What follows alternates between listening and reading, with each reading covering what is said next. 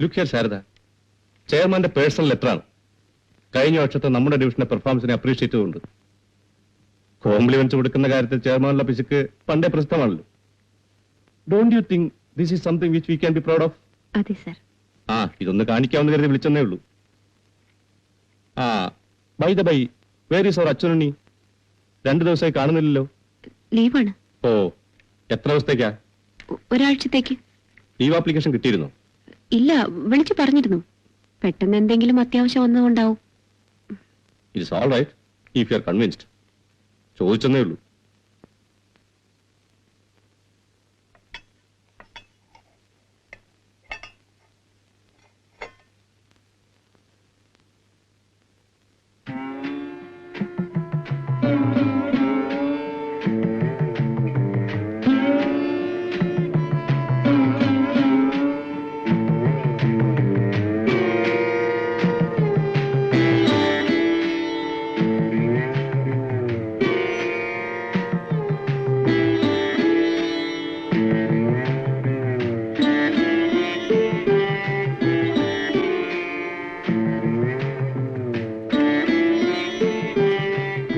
ചേച്ചി ഒന്നുമില്ല, എന്തോ ഒരു എരിച്ചില് പോലെ.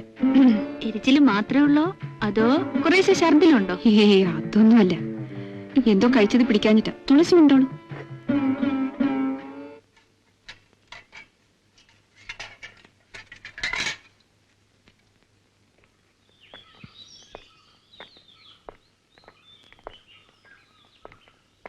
മിസ്റ്റർ ഗോപി, ഒന്ന് നിൽക്കൂ.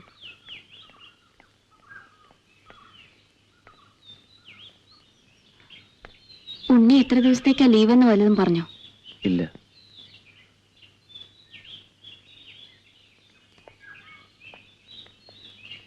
മാനേജർ ചോദിച്ചിരുന്നു. ലീവ് അപ്ലിക്കേഷൻ ഒന്ന് കൊടുത്തേക്കാൻ പറയണം.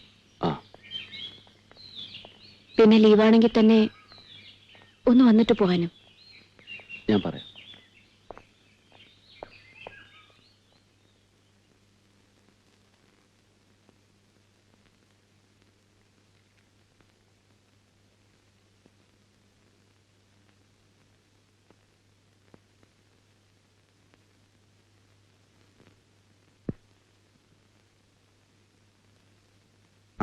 താൻ വന്നോ? ദേ ഇത് കണ്ടോ, ഇന്നത്തെ മെയിലിൽ വന്നതാ. ഞാനിന്ന് ഡൽഹിയിൽ ശങ്കരനാരായണൻ എഴുതിയിരുന്നില്ലേ, അവൻ എംബസിയിൽ നിന്ന് സംഘടിപ്പിച്ച് അയച്ചു തന്നു. ദേ ഒറ്റ ഇരിപ്പിന് തീരാറായി. ഫാന്റാസ്റ്റിക് വർക്കാണ്. പിന്നീടോ ദേ വേറൊരു തമാശ. എന്റെ സ്മൃതിയില്ലേ, ആഗ്രയിൽ താജിന്റെ ബാക്ക്ഗ്രൗണ്ട് എഴുതിയ നോവല്, അതിലെ അശ്വതിയില്ലേ, അവളുടെ മോണോലോഗ്സിന്റെ അതേ ടോണിൽ വേണമെങ്കിൽ ഒരു പാരലൽ എന്ന് തന്നെ പറയാം, ഇതിലൊരു character. Really, it is a strange coincidence. താനിതൊന്ന് വായിക്കണം. It's worth reading it. ശ്രീയേട്ടാ, ഉണ്ണി ഇന്നും ഓഫീസിൽ വന്നില്ല. താൻ പിന്നെയും തുടങ്ങിയല്ലോ ഉണ്ണിയുടെ പിതാവ്. ഞാൻ കാര്യമായിട്ട് പറയാ, ലീവ് ലെറ്റർ കൂടി തന്നിട്ടില്ല. ഇന്ന് മാനേജർ വിളിച്ചു ചോദിച്ചപ്പോ ഫോണിൽ വിളിച്ച് പറഞ്ഞിരുന്നെന്ന് നുണ പറയേണ്ടി വന്നു. ഇതെന്ത് ഭാവിച്ചുള്ള തുടക്കമാണോ ആവും? താൻ ചെയ്തത് തെറ്റായിപ്പോയി. എന്തിനാ നുണ പറയാൻ പോയത്? ഓഫീസിൽ വരാതിരിക്കുമ്പോ ലീവ് ലെറ്റർ കൊടുക്കണമെന്ന് എന്താ ഉണ്ണിക്കറിയില്ല? That is his responsibility. അതെ, ഈ ആവശ്യമില്ലാണ്ട് സ്വയം കൊണ്ടുപോയി പ്രതിസ്ഥാനത്ത് നിർത്തുന്നത് കൊണ്ടാ വേണ്ടാത്ത ഡിഫൻസ് ഒക്കെ ഏറ്റെടുക്കേണ്ടി വരുന്നു. നമ്മൾ വിചാരിക്കുന്ന പോലെ അല്ല ശ്രീയേട്ട കാര്യങ്ങൾ. തേങ്ങാക്കുല.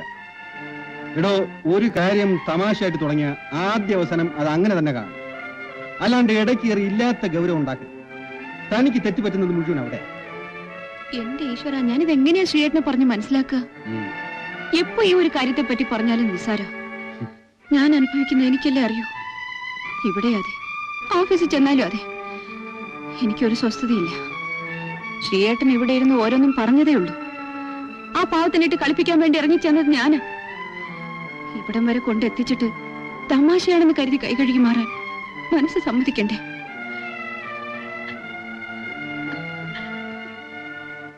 ഞാൻ കിടന്ന് നീറുന്നത് ചേട്ടൻ അറിയുന്ന പോലില്ലല്ലോ. എന്താണോ ഇത് കുട്ടികളെ പോലെ?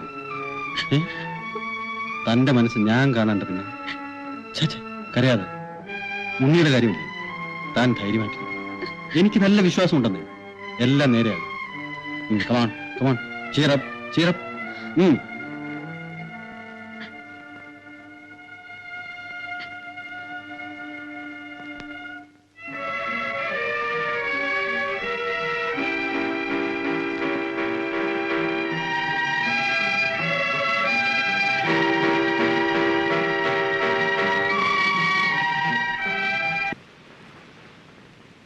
ശാരദയുടെ മുന്നിൽ പതറാതെ നിന്നെങ്കിലും ഒറ്റയ്ക്കായപ്പോൾ ഞാൻ തളർന്നുപോയി. കാൽക്കീഴിൽ നിന്നും മണ്ണത്രയും ഒലിച്ചു പോകുമ്പോൾ പിടിച്ചു നിൽക്കാൻ എല്ലാ പഴുതുകളും ഞാൻ പരതി.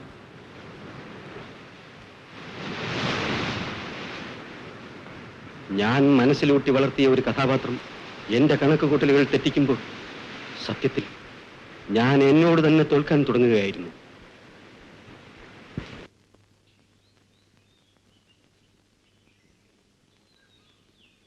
ലീവിന്റെ കാര്യം ഞാൻ ഉണ്ണിയോട് ചോദിച്ചു. ഒന്നും മറുപടി പറഞ്ഞില്ല. അറ്റ്ലീസ്റ്റ് ഒന്ന് വന്നിട്ട് പോയിക്കൂടെ എന്ന് ആവതും ഞാൻ നിർബന്ധിച്ചു. ഒരക്ഷരം വേണ്ടിയില്ല. എന്ത് ചോദിച്ചാലും ഉത്തരവില്ലാതെ ഒരേ ഇരിപ്പ, പതിവില്ലാത്തൊരു ദേഷ്യവും. എനിക്കെന്തോ വല്ലാതെ തോന്നി. പിന്നെ ഞാനൊന്നും ചോദിച്ചില്ല.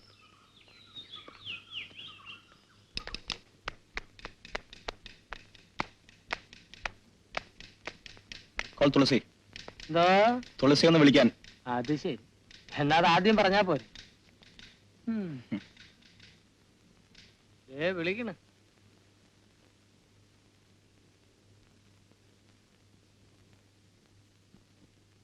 ഹസ്ബൻഡ് കാണാൻ വന്നിരിക്കുന്നു.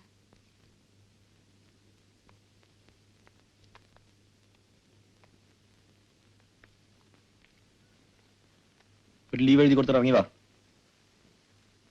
ഞാൻ പറഞ്ഞില്ലേ ഒരുപാട് വർക്ക് പെൻഡിംഗ് ഉണ്ട്, ലീവ് എടുക്കാൻ വയ്യാന്ന്. I just don't care what the hell is going to happen to this bloody office if you take leave. Just do as I say, okay? രാജേട്ടാ please. Nothing of that sort. You have to come. Leave എടുത്തിട്ട് ഇപ്പോഴെന്താ ഇത്ര അത്യാവശ്യം? അത് ഞാനാ decide ചെയ്യാൻ. നിന്നെ നിന്റെ വീട്ടിൽ കൊണ്ടുപോയി നോക്കാനെന്ന് വെച്ചോ. എത്ര നാളത്തേക്കാ ലീവ് എടുക്കുക? Say for 2 weeks. അല്ലെങ്കിൽ ഒരു മാസത്തേക്ക്. അത് കഴിഞ്ഞാലോ? എക്സ്റ്റെൻഡ് ചെയ്യണം. ക്രെഡിറ്റിലുള്ള ലീവ് അത്രയും തീർന്നാലോ? ലോസ് ഓഫ് പേ ലീവ് എടുക്കണം. അല്ലെങ്കിൽ റിസൈൻ ചെയ്യണം. എന്തിന്? എന്നെ എന്റെ വീട്ടിൽ കൊണ്ടുവന്നാക്കാൻ അല്ലേ? Look here, I don't want any of your arguments. You do what I tell you to do. ഒരു കാരണവുമില്ലാതെ നിങ്ങളുടെ പിടിവാശി നടത്താൻ ഞാൻ എന്റെ ജോലി കളയണം അല്ലേ? I said no arguments. Do as I say. എനിക്ക് വയ്യ, ഞാൻ ലീവ് എടുക്കില്ല, എങ്ങും വരണമില്ല. Who do you think you're talking to, huh? ആരോട്? വിടൂ രാജേട്ടാ. Who do you think you are? Who do you think you are, huh? എന്താ ഇത്? Mind your own business, you bastard. Please, ബോബേട്ടാ, please. താൻ ഇപ്പൊ വിളിച്ചത് തന്റെ സംസ്കാരം. പക്ഷെ അത് കാണിക്കേണ്ട സ്ഥലം ഇതല്ല. വീട്ടിൽ വെച്ച് എന്ത് വേണമായിരിക്കും, പക്ഷെ ഇവിടെ വെച്ചത് പറ്റില്ല. പ്ലീസ് ഗോപിയേട്ടാ, please. I am sorry. Office ആയതുകൊണ്ട് ആൾബലം കണ്ടാവും നിന്റെ ഒക്കെ ഈ ധൈര്യം.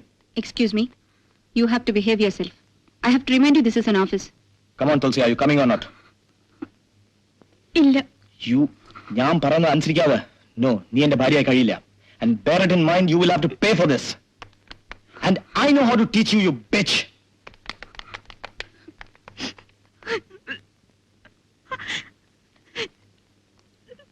Hey, take it easy, തുളസി. ആകെ കൂടിയുള്ള ഒരു ആശ്രയം ഈ ജോലിയാ.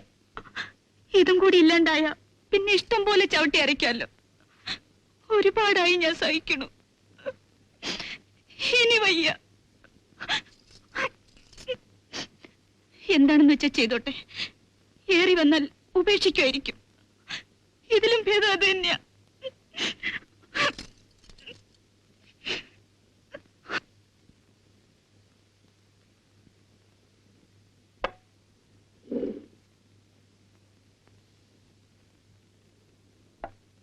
എന്തൊക്കെയുണ്ട് തന്റെ ഓഫീസിലെ വൃത്താന്തങ്ങൾ?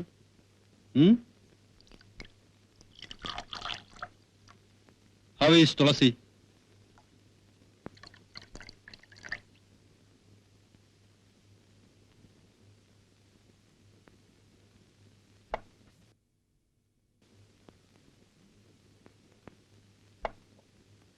എടോ, ഈ സ്ത്രീയുടെ മനസ്സിന്റെ ഒരു രീതി എന്താന്ന് വെച്ചാൽ,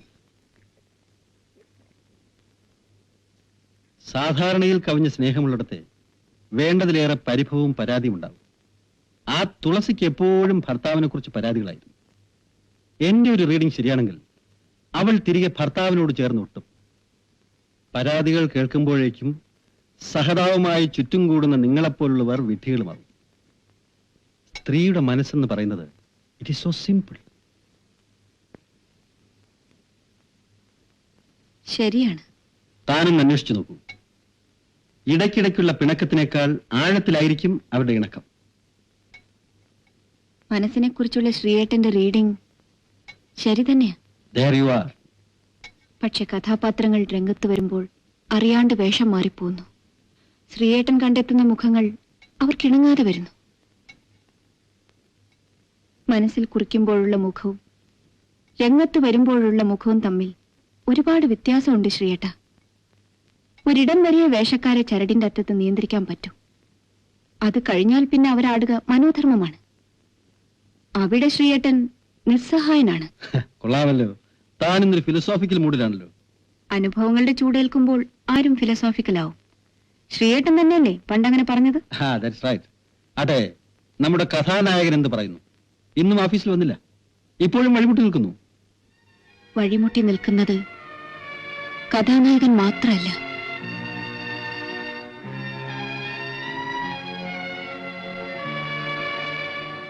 കരുക്കൾ നീക്കാനുള്ള ധൃതിയിൽ കളം മാഞ്ഞു പോവുകയാണ്. അത് ശ്രീയേട്ടൻ കാണുന്നില്ല. ശാരദ, പുരാണത്തിൽ ഭാര്യയെ പണയം വെച്ച് ചൂത് കളിച്ച ഭർത്താക്കന്മാരുണ്ടായിരുന്നു. ശ്രീയേട്ടൻ ഒരു കഥാപാത്രത്തിന് വേണ്ടി കളിച്ചപ്പോൾ പണയപ്പെട്ടത് ഞാനായിരുന്നു. അതിനിയും ശ്രീയേട്ടൻ മനസ്സിലാക്കിയിട്ടില്ല. ഉണ്ണിയുടെ കാര്യത്തിൽ താൻ ഇത്ര ഇൻവോൾവ് ആകുന്നത് എനിക്ക് മനസ്സിലാകുന്നില്ല. അയാളുടെ നേച്ചർ അനുസരിച്ച് അയാൾക്ക് അപ്സെറ്റ് ആകാം, അത് നാച്ചുറലാണ്. പക്ഷേ എല്ലാം അറിഞ്ഞുകൊണ്ട് കളിക്കാൻ തുടങ്ങിയ നമ്മളിങ്ങനെ അപ്സെറ്റ് ആയാൽ എനിക്ക് തീരെ മനസ്സിലാകുന്നില്ല. ശ്രീയേട്ടൻ ഇപ്പോഴും മനുഷ്യരെ കാണുന്നത് കഥാപാത്രങ്ങളായിട്ടാണ്. ശ്രീയേട്ടൻ വരയ്ക്കുന്ന വൃത്തത്തിനുള്ളിൽ മാത്രം ചലിക്കുന്ന കഥാപാത്രങ്ങളല്ല ഞങ്ങൾ. ഞങ്ങളോ? ശാരദേ, താൻ എന്തൊക്കെയാ പറയുന്നത്? ശ്രീയേട്ടൻ അറിയില്ല, ശ്രീയേട്ടൻ ഒന്നും അറിയില്ല. ഈ നെഞ്ചു തൊട്ടിച്ചേർന്ന് കിടക്കുമ്പോൾ ഞാൻ കേട്ടിരുന്നത് ഈ മനസ്സിന്റെ മാത്രം തുടിപ്പുകളായിരുന്നു. പക്ഷെ ഇപ്പൊ ഞാൻ ആ കൂട്ടത്തിൽ ഉണ്ണിയുടെ മനസ്സിന്റെ വിതുമ്പലുകളും കേൾക്കുന്നു. ഞാൻ കാണിച്ച സ്നേഹം സത്യമായിരുന്നു എന്ന് വിശ്വസിച്ച് മനസ്സ് തുറന്ന് കാണിച്ച ഉണ്ണി എനിക്ക് എന്റെ മനസ്സിൽ നിന്നും ആ ചിത്രം വായിക്കാൻ എനിക്ക് കഴിയുന്നില്ല. ഉണ്ണി ഓഫീസിൽ വന്നില്ലെന്ന് ഓരോ തവണ ഞാൻ പറയുമ്പോൾ സാരമില്ലെന്ന് ശ്രീയേട്ടൻ പറയായിരുന്നു. പക്ഷെ അപ്പോഴെല്ലാം ഞാൻ എന്നെ തന്നെ വിശ്വസിപ്പിക്കാൻ ശ്രമിക്കുകയായിരുന്നു. പക്ഷെ എനിക്കത് കഴിയുന്നില്ല ശ്രീയേട്ട. എന്റെ മനസ്സ് നിയന്ത്രണത്തിൽ നിന്ന് വഴുതി പോന്നു. ഞാൻ ഉണ്ണിയെ വഞ്ചിക്കുകയായിരുന്നു. എന്നെ കുറ്റപ്പെടുത്തുന്നത് മറ്റാരുമല്ല, എന്റെ മനസാക്ഷി തന്നെയാണ്. എനിക്കത് നിഷേധിക്കാൻ വയ്യ. അതുകൊണ്ട് തന്നെ ഉണ്ണിയെ പറ്റി എനിക്ക് ചിന്തിക്കാണ്ടിരിക്കാനും വയ്യ. ശ്രീയേട്ടനറിയോ, എനിക്ക് ഉണ്ണിയെ കാണുന്നത് വരെ തോന്നുന്നു. എന്റെ ഈശ്വര, ഈ കുറ്റബോധത്തിൽ നിന്ന് എന്നെ ആരാശ്വസിപ്പിക്കും?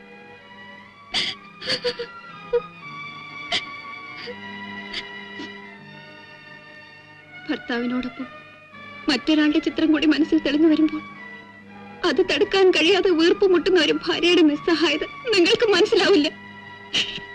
അക്ഷരങ്ങളിൽ മാത്രം ജീവിക്കുന്ന മനസ്സുകളെ നിങ്ങൾ കണ്ടിട്ടുള്ളൂ. വികാരങ്ങളുടെ മുന്നിൽ നിസ്സഹാരായി പോകുന്ന ജീവിക്കുന്ന മനുഷ്യരെ നിങ്ങൾ ഇനിയും കണ്ടിട്ടില്ല.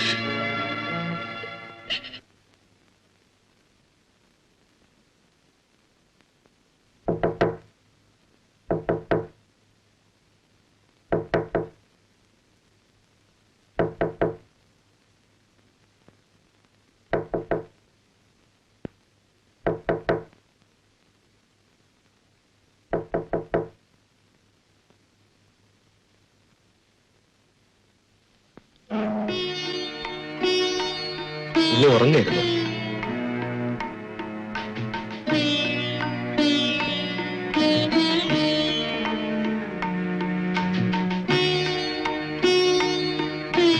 ഞാൻ വന്നത് ഒരു ഡിസ്റ്റർബൻസ് ആയില്ല. പോ.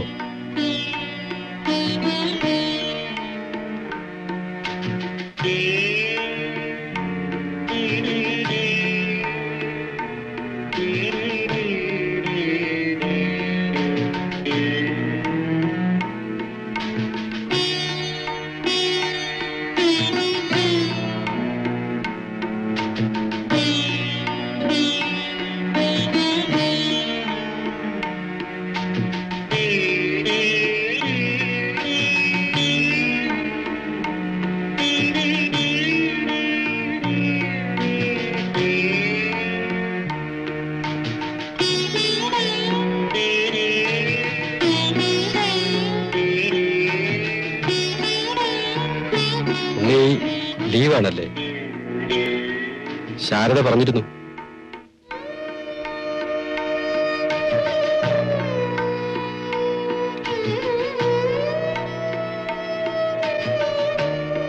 എത്ര നാളത്തേക്കാ ലീവ്?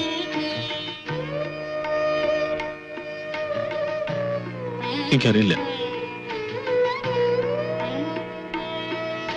ഉണ്ണി കഥകളും നോവലുകളും ഒക്കെ വായിക്കാറുണ്ടോ?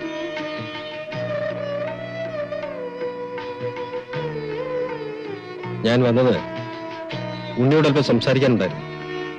ഇഫ് യു ഡോണ്ട് മൈൻഡ്, വരൂ, നമുക്കൊന്ന് പുറത്തേക്ക് ഇറങ്ങാം. ഞാൻ ഇവിടേക്കില്ല.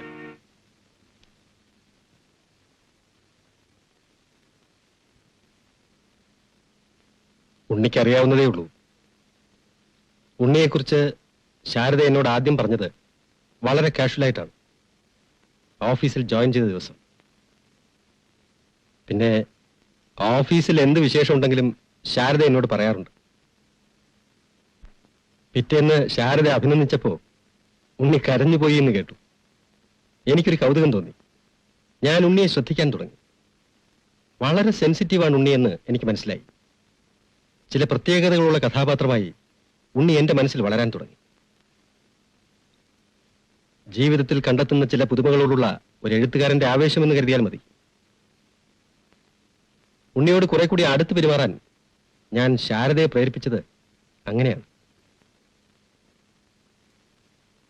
അതെ ഉണ്ണി, ഞാൻ തന്നെയാണ് പ്രേരിപ്പിച്ചത്.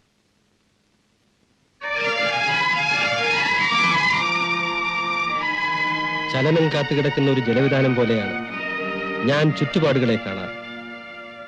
പ്രകൃതി തരുന്ന ഒരു മഴത്തുള്ളി മതി ഓളങ്ങളുണ്ടാക്കാൻ. അല്ലെങ്കിൽ കൗതുകത്തിന് വേണ്ടി എടുത്തെറിയുന്ന ഒരു ചെറിയ കല്ല് മതിയല്ലോ. ഓളങ്ങളുടെ ആ ചാഞ്ചാട്ടം എന്നും എന്റെ മേച്ചിൽപ്പുറങ്ങളായിരുന്നു. ഉണ്ണിയുടെ ഓരോ റിയാക്ഷൻസും ഞാൻ കണക്കുകൂട്ടിയതുപോലെ തന്നെയായിരുന്നു. സി, ഒരു പരീക്ഷണത്തിന്റെ കൗതുകം, ജസ്റ്റ് ദി ക്യൂരിയോസിറ്റി. അത് വെറും ഒരു തമാശയായിട്ട് അവസാനിപ്പിക്കാനേ ഞാൻ ഉദ്ദേശിച്ചുള്ളൂ.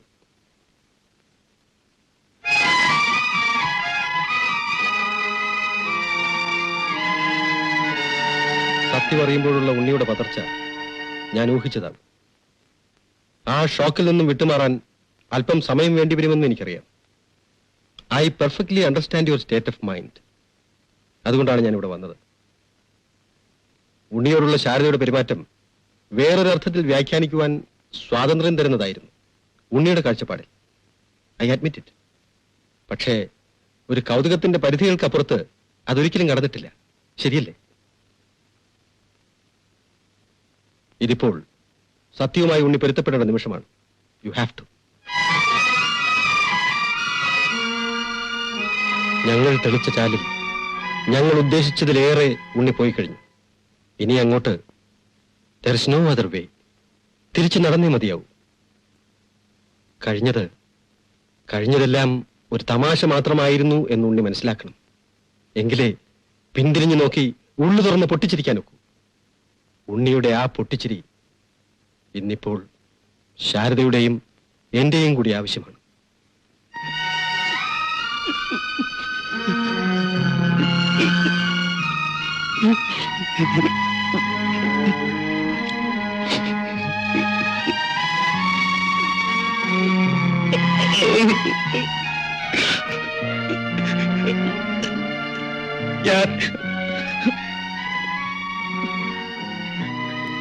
വെറുമൊരു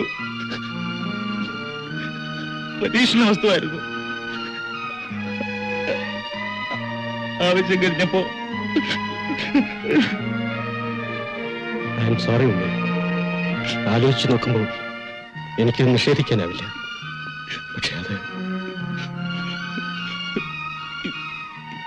എനിക്ക് അവരോട് തോന്നിയ സ്നേഹം മനസ്സിലുറച്ചു കഴിഞ്ഞപ്പോ നിങ്ങൾ പറയണം പരീക്ഷണമായിരുന്നു, തമാശയായിരുന്നു,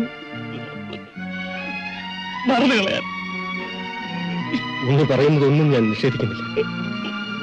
പക്ഷേ ഒരു വലിയ ദുരന്തം ഒഴിവാക്കാൻ ഒരു ത്യാഗം ചെയ്യാനാണ് ഞാൻ ഉണ്ണിയോട് അപേക്ഷിക്കുന്നത്. ഞാൻ വളം വെച്ചു കൊടുത്തിട്ടുണ്ടായ കുരുക്കിൽ നിന്ന് എന്റെ ശാരദയെ വിട്ടുതരൂ എന്ന് യാചിക്കേണ്ട ഗതികേട് ഞാൻ സ്വയം വരുത്തി വെച്ചതാണ്. ഇതിൽ കൂടുതൽ ഞാൻ എങ്ങനെയാണ് തുറന്നു പറയുക? I confess it. Unni, please, നമ്മുടെ മുന്നിൽ ഇതേ വഴിയുള്ളൂ.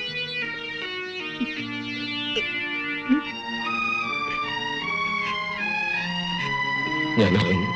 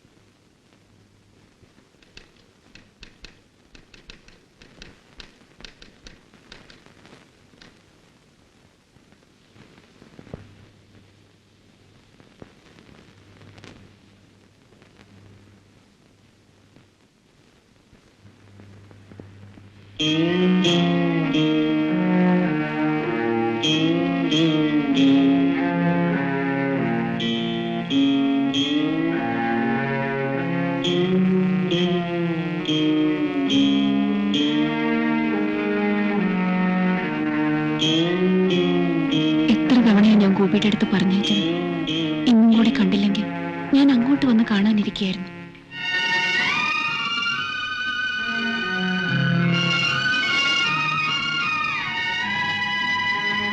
ഇന്നലെ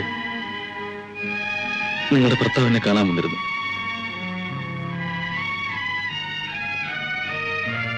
പറഞ്ഞത് അത്രയും ന്യായങ്ങളാണ്. അന്ന് രാത്രി തൊട്ടേ ഞാൻ എന്നെ തന്നെ വിശ്വസിപ്പിക്കാൻ ശ്രമിക്കുകയായിരുന്നു ആ ന്യായങ്ങൾ.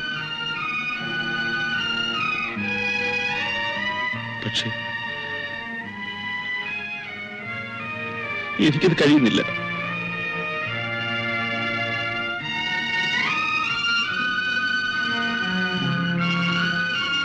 എല്ലാം തോന്നലുകളായിരുന്നു എന്ന് കരുതി ഉപേക്ഷിക്കണം. നിങ്ങളുടെ നന്മയ്ക്ക് അത് ആവശ്യമാണ്. ഞാനത് തയ്യാറായില്ല എന്ന് വെച്ചാൽ തകർന്നു വീഴുക നിങ്ങളുടെ ജീവിതം കൂടിയാണ്. ശരിയാണ്. പക്ഷേ എനിക്കതിന് കഴിയുന്നില്ലല്ലോ.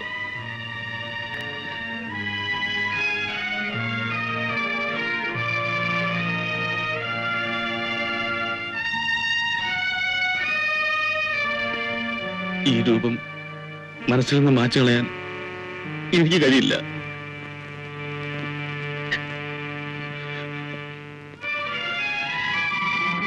ഞാൻ ജീവിച്ചിരിക്കുന്നിടത്തോളം എന്റെ മനസ്സിൽ ഒരു സ്ത്രീയുടെ ചിത്രമുണ്ടെങ്കിൽ അത് ഈ രൂപമായിരിക്കും.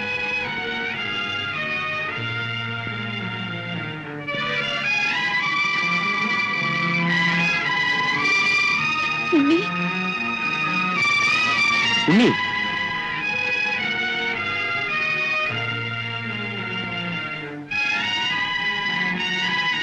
ചേച്ചി, ചേച്ചി, ചേച്ചി, ചേച്ചി, ചേച്ചി, പ്ലീസ്, ചേച്ചി, ചേച്ചി, ചേച്ചി, പ്ലീസ്, ചേച്ചി, ചേച്ചി, ചേച്ചി, ചേച്ചി.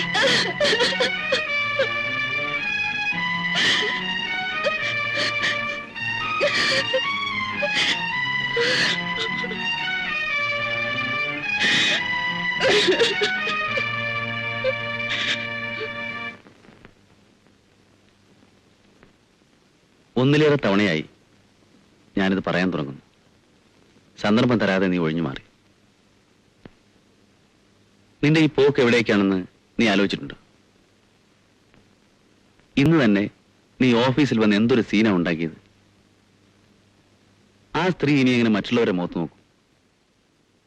പാവം, നീ പോയി കഴിഞ്ഞ് തുളസിയുടെ കയ്യിൽ തലചായ്ച്ച് വിതുമ്പി കരയായിരുന്നു.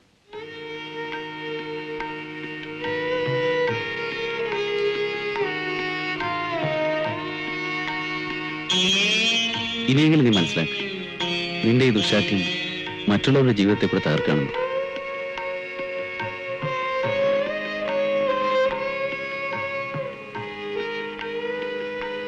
നിന്നോടിത് പറയാൻ എനിക്ക് കുറ്റബോധമുണ്ട്. ഒരു പരിധിവരെയെങ്കിലും നിന്നെ പ്രോത്സാഹിപ്പിച്ചത് ഞാനാണ്. അവർ നിന്നെ സിനിമയ്ക്ക് വിളിച്ചെന്ന് പറഞ്ഞപ്പോഴും ഉണ്ണാൻ വിളിച്ചെന്ന് പറഞ്ഞപ്പോഴും ഞാനത് സൂചിപ്പിക്കേണ്ടതായിരുന്നു.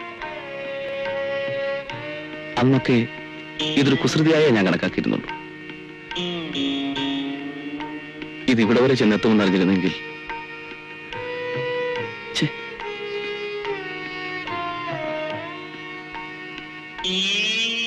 ഞാൻ ആരെയും കുറ്റപ്പെടുത്തുന്നില്ല. കുറ്റങ്ങളൊക്കെ എന്റെയാ. അത് മനസ്സിലാക്കാനുള്ള വിവേകമെങ്കിലും നിനക്കുണ്ടായല്ലോ. എനിക്ക് സന്തോഷമായി.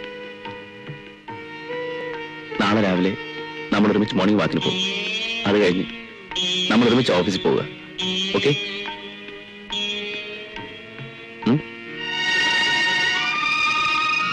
വല്ലതും കഴിച്ച് കിടന്നുറങ്ങാൻ നോക്ക്.